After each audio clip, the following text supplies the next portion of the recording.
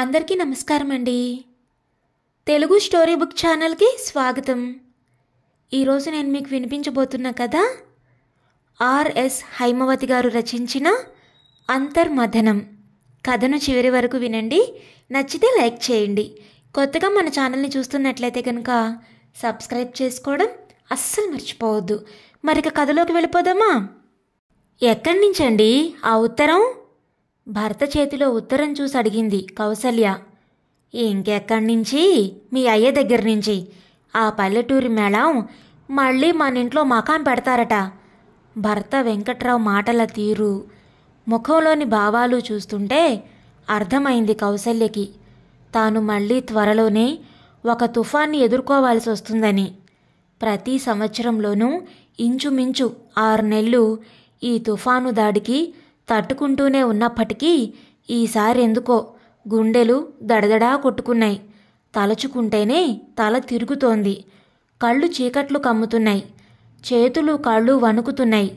చివరికి మతి భ్రమణం కూడా జరగవచ్చనిపించింది కౌసల్యకి.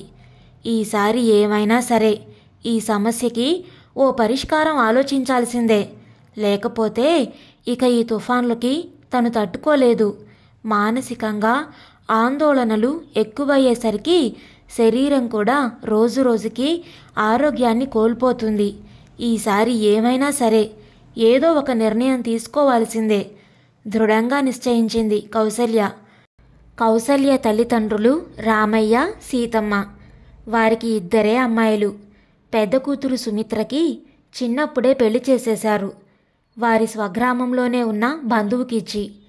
ఇక రెండో కూతురు కౌసల్య చదువుకుంటాను అని పట్టుబట్టి పట్టణంలోనే ఉన్న మేనమామింట్లో ఉండి చదువుకుంది. బీఎస్సీ బీఈడీ ముగించి ఆ పట్టణంలోనే ఉన్న ఒక గవర్నమెంట్ స్కూల్లో టీచర్ ఉద్యోగం సంపాదించింది.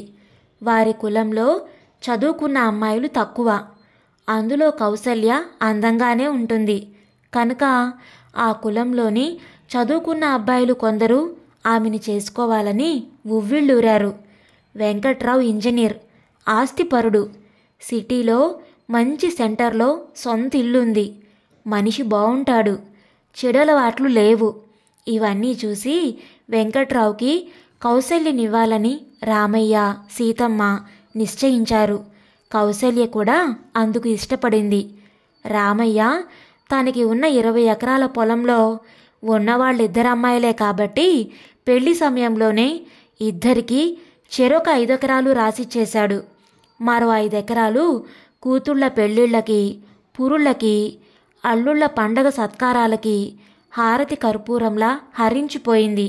వ్యవసాయాన్నే నమ్ముకొని చదువు సంధ్యలు లేక వేరే ఆదాయం వచ్చే విధం లేని రామయ్య మిగిలిన 5 ఎకరాల మెట్ట పొలంతోనే ఏదో మెట్టపైర్లు పండించుకుంటూ ఆ పల్లెటూరులోని సొంత ఇంట్లో ఉంటూ కాలం గడిపాడు భార్యతో.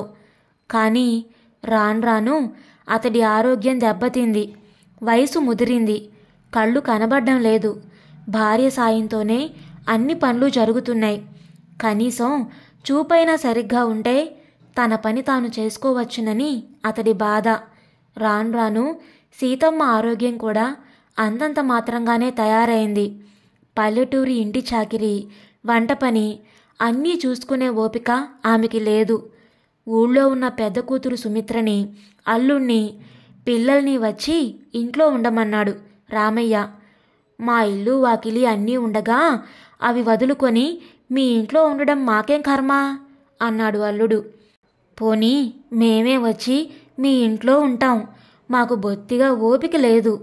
ఇంటి పని, వంట పని మీ అత్త చూసుకోలేకపోతుంది. పొలం చూసుకోవడానికి పాలికాపుని పెట్టాను. వాడి జీతం పోగా నువ్వే మిగిలింది తీసుకో అన్నాడు రామయ్య. బాగుంది వరస. ఉన్నది 5 ఎకరాల మెట్ట పొలం, వచ్చే ఆదాయమే తక్కువ.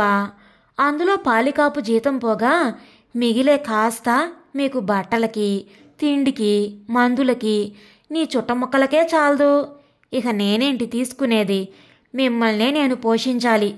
ఇదంతా ఎందుకు? మీ చిన్న కూతురికి పెద్ద చదువు చదివించావుగా, ఉద్యోగం చేస్తుందాయా? దాని దగ్గరికే పో. నీ పెద్ద కూతురేం ఉద్యోగం చేసి సంపాదించడం లేదు మిమ్మల్ని పోషించడానికి అన్నాడు అల్లుడు. ఇక చేసేది లేక ఆ పల్లెటూరి ఇంట్లో అద్దెకు కూడా ఎవరు రారు కనుక తెలిసిన వాళ్ళని కాస్త చూస్తూ ఉండమని చెప్పి చిన్న కూతురు దగ్గరికి ప్రయాణమయ్యారు ఆ దంపతులు. కౌసల్యకి తనని కని పెంచి పోషించి చదివించి ఇంతదాన్ని చేసిన తన తల్లిదండ్రుల్ని వారి చివరి దశలో తను ఆదుకోవాలనే ఉంది. కానీ వెంకట్రావుకి తన అత్తమామల పల్లెటూరి పాతకాలం అలవాట్లు నచ్చవు. ఎక్కడ పడితే అక్కడ చతికిలబడ్డం, చుట్టలు కాల్చి ఆ బూడిద ఎక్కడ పడితే అక్కడ రాల్చడం, సగం కాల్చిన పీకలు ఎక్కడ పడితే అక్కడ పడేయడం, గట్టిగా మాట్లాడడం, నవ్వడం లాంటివి నచ్చవు. ఇతడు చెప్పినా వాళ్ళ అలవాట్లు వాళ్ళు మార్చుకోలేరు. తమ హోదాకి తగ్గట్టు డిగ్నిఫైడ్గా ఉండాలంటాడు. కౌసల్య చదువుకొని పట్నంలో పెరిగింది, ఉద్యోగం చేస్తుంది కనుక ఆమె తన భర్తకి తగినట్లు మసులుకుంటుంది. ఇటు తల్లిదండ్రులకి చెప్పి చూసినా వీళ్ళు పద్ధతులు మార్చుకోలేరు. వాళ్ళని ఆ వయసులో గట్టిగా తిట్టలేదు, భర్త తిడుతుంటే సహించలేదు. ఇటు చెప్పలేక అటు చెప్పలేక నలిగిపోతుంది. కౌసల్య నెలకి దగ్గర దగ్గర 3,000 సంపాదిస్తుంది అన్న మాటే గాని జీతం రాగానే భర్తకే ఇచ్చేస్తుంది. తన నిత్య అవసరాలకి అతన్నడిగే తీసుకుంటుంది. ఏ ఖర్చు చేసినా అతన్నడిగే చేస్తుంది. పెళ్లికి తన పుట్టింటి వారిచ్చిన 5 ఎకరాల పొలం అమ్మేసి మేడ మీద మోడ్రన్గా ఇల్లు కట్టి అద్దెకిస్తానంటే వద్దనలేదు కౌసల్య. కొడుక్కి 1,00,000 రూపాయలు డొనేషన్ కట్టి హాస్టల్లో పెట్టి ఇంజనీరింగ్ చదివిస్తున్నాడు వెంకట్రావు. కూతురికి మరో 1,00,000కి పైనే డొనేషన్ కట్టి మెడిసిన్ చదివిస్తున్నాడు. అత్తమామల్ని చూస్తే మాత్రం గొంగళి పురుగుల్ని చూసినట్లుంటుంది వెంకట్రావుకి. ఇక్కడ అల్లుడి ఆంక్షలు, తిట్లు, విసుగులు సహించలేక, మనవడు మనవరాళ్ల నిరసనలకి తట్టుకోలేక కౌసల్య తెల్లవారుజాము 4 గంటలకి లేచి చేసే ఇంటి పని, వంట పని, ఆఫీసు, తిరిగి వస్తూనే పని, రాత్రి వరకు చదువు, క్షణం తీరిక లేని కూతుర్ని తాము ఉండి ఇంకా కష్టపెడుతున్నాము అనే బాధతోనూ తిరిగి పెద్ద కూతురు దగ్గరికి వెళుతూ ఉంటారు. తిండి కూడా సరిగ్గా తిన్నివ్వని ఆ అల్లుడింట్లో ఉండలేక తిరిగి ఇక్కడికి వస్తారు రామయ్య, సీతమ్మ. తండ్రికి కళ్ళు కనబడకపోవడం మూలాన మరిన్ని సమస్యలు ఎదురవుతున్నాయని గ్రహించిన కౌసల్య అతన్ని ఒకరోజు కళ్ళ డాక్టర్ దగ్గరికి తీసుకెళ్ళింది. కళ్ళకి క్యాట్రాక్ట్ వచ్చిందని, ఆపరేషన్ చేస్తే సరిపోతుందని డాక్టర్ చెప్పారు. ఆపరేషన్ అంటే డాక్టర్ ఫీజు, మందులు, ఆసుపత్రిలో రూము అన్నింటికీ కలిపి 5-6 వేలు కావచ్చు. అంత ఖర్చు భర్తను అడగందే తను చెయ్యలేదు.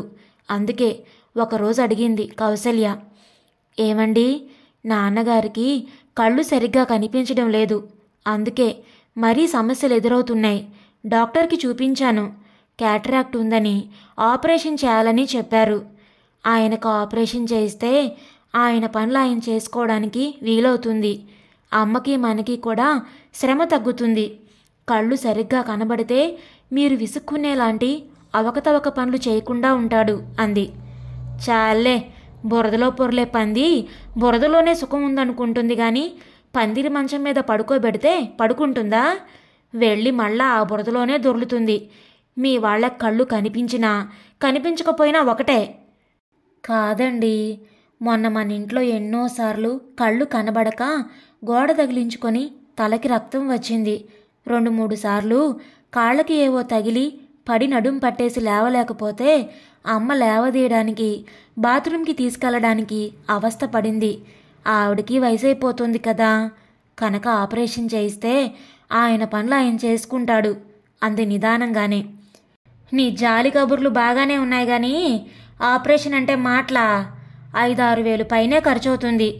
అంత డబ్బు ఇప్పుడు ఎక్కడి నుంచి తెస్తాం? రేపో మాపో ప్రాణం పోయే ముసలాడికి అంత ఖర్చు పెట్టడం దండగా అన్నాడు స్థిరంగా వెంకట్రావు.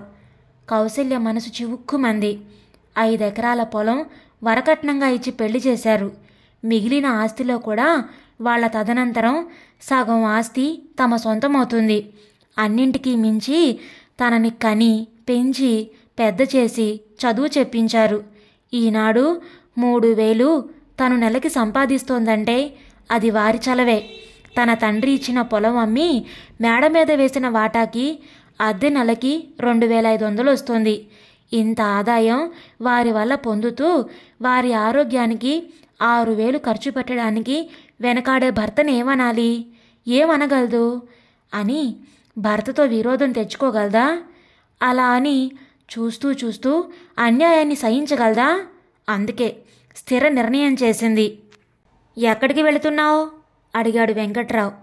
నాన్నకు ఆపరేషన్ అయింది, చూడ్డానికి వెళుతున్నాను. ఎప్పుడైంది? ఎక్కడైంది? ఎలా అయింది? నాతో చెప్పలేదే? చెప్పి ఏం లాభం? ఆ ముసలాడి మీద ఖర్చు పెట్టడం దండగా అని తీర్మానించారుగా. అయితే మరెలా ఖర్చు పెడుతున్నావు? నా డబ్బు ఎలా ఖర్చు పెడతానండి? నా దగ్గర డబ్బుంటేగా. ఆధునిక సమాజంలో స్త్రీలు సంపాదనాపరులే గాని స్వతంత్రులు కారు. తన సంపాదన మీద తనకి ఖర్చు పెట్టుకునే అధికారం లేదు.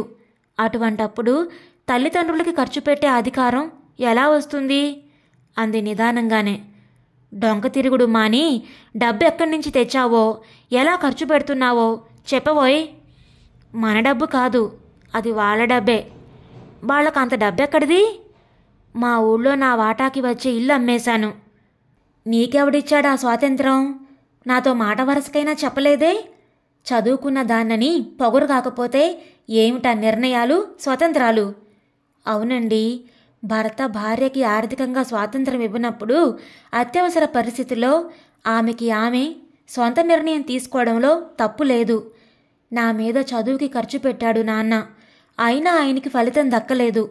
ఆ ఫలితం మీరే నెల నెల అనుభవిస్తున్నారు. ఆయనిచ్చిన 5 ఎకరాల పొలానికి ఫలితం నెల నెల అద్దె రూపంలో 2500 వస్తుంది. అంటే మొత్తం నెలకి ఇంచుమించు 6000 మీకు లభిస్తోంది. అయినా ఆ విలువ మీకు తెలీదు. అయినా ఒక్కసారి ఆపరేషన్కి ఆయనకు ఒక 6000 ఖర్చు చేయడం ఇష్టం లేకపోయింది. ఇక నా వాటాకొచ్చే ఆ పల్లెటూరి ఇల్లు సగం మీద వచ్చే కొద్దిపాటి డబ్బు మీకు లెక్క అంది కౌసల్య. ఎంత సౌమ్యంగా మాట్లాడినా ఆమె మాటల్లోని వ్యంగ్యం అతడికి కొరడాతో కొట్టినట్లు అనిపించింది. చూస్తానుగా, రేపటి నుంచి మన ఇంట్లోనే పడుంటారుగా. కళ్ళొచ్చిన తండ్రి ఏమాత్రం బాగా మసులుకుంటాడో నేను చూస్తాను అన్నాడు వెటకారంగా వెంకట్రావు. మీకా బెంగ అక్కర్లేదులేండి. ఇక వాళ్ళు మన ఇంట్లో ఉండరు. ఎదురింటి వాళ్ళ అవుట్ హౌస్ వాళ్ల కోసం అద్దెకి తీసుకున్నాను, అందులో ఉంటారు. ఇల్లు అమ్మగా వచ్చిన డబ్బు ఆపరేషన్కి పోగా మిగిలింది ఏటా వారికి వచ్చే పొలం మీద ఆదాయం బ్యాంకులో వేశాను వారి పేరుతో. ఆ డబ్బుతో పని మనిషి సాయంతో వారక్కడ నిశ్చింతగా ఉంటారు అంది స్థిరంగా కౌసల్య. తను చెప్తే గాని ఆమెకి ఏమీ తెలియదని, సొంత తెలివి లేదని, అమాయకురాలని అనుకునే తన కౌసల్య ఎంత తెలివిగా నిర్ణయాలు తీసుకుంది అని ఆశ్చర్యపోయి చూస్తూ ఉండిపోయాడు వెంకట్రావు. ఆమె హృదయం ఎంతగా నలిగి విసిగి ఆ నిర్ణయం తీసుకుందో అతగాడు ఎప్పటికీ గ్రహించలేడు. ఇదండి ఈరోజు కథ. మీకు నచ్చిందా? నచ్చితే లైక్ చేయండి, షేర్ చేయండి. అలాగే మీ విలువైన అభిప్రాయాలను కామెంట్స్లో తప్పకుండా తెలియచేయండి. ఇంత మంచి కథను మనకు అందించిన ఆర్ఎస్ హైమవతి గారికి మనందరి తరపు నుంచి ధన్యవాదాలు తెలియచేసుకుంటున్నానండి. ఇలాంటి మరెన్నో మంచి మంచి కథలు వినడానికి కొత్త వాళ్ళు మన ఛానల్ని తప్పకుండా సబ్స్క్రైబ్ చేసుకోండి. మరొక మంచి కథతో మళ్ళీ కలుద్దాం. అప్పటి వరకు ఉంటానండి.